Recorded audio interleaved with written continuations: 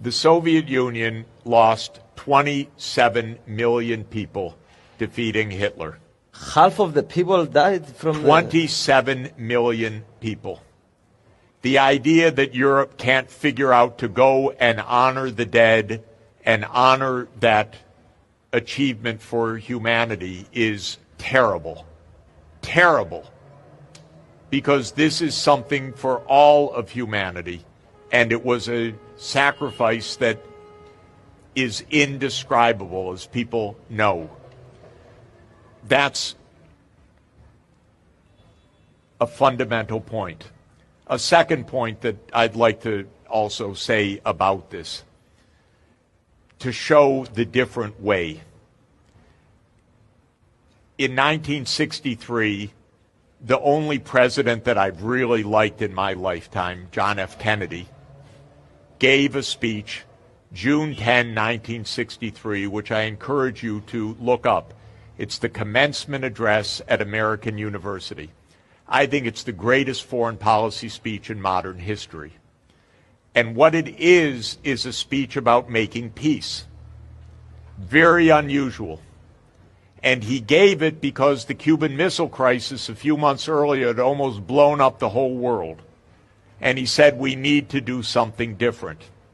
And by the way, he knew he faced so much opposition inside his own government that he did not share the draft of the speech until the day before, because he didn't want the Defense Department or the State Department or the other security agencies to try to stop the speech. So he wrote it with his brilliant speechwriter, Ted Sorensen, who I was very fortunate to know and love and become friends with. And he gave the speech on June 10, 1963. The speech does not tell the Soviet Union to do anything. The whole speech is telling the American people, do you realize the other side are human beings that are like us, that want peace? The whole speech is to the American people, not to the Soviets.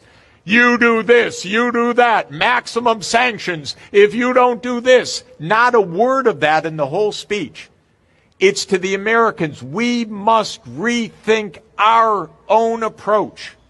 We must realize peace is possible, that we are not gripped by forces we cannot control. He says the challenges of mankind were made by man, and therefore they can be solved by man. But what he does in this speech is he has a section where he praises the Soviet Union for their valor, for their heroism, for the incredible loss that they suffered in World War II. Here's the leader of the United States praising the Soviet Union in 1963 at the top of the Cold War. What happened? The next day, Nikita Khrushchev got the speech, and he called the U.S. envoy in Moscow, Averell Harriman. And Averell Harriman came, and he said to Averell Harriman, the speech by your president is the finest speech by an American president since Franklin Roosevelt.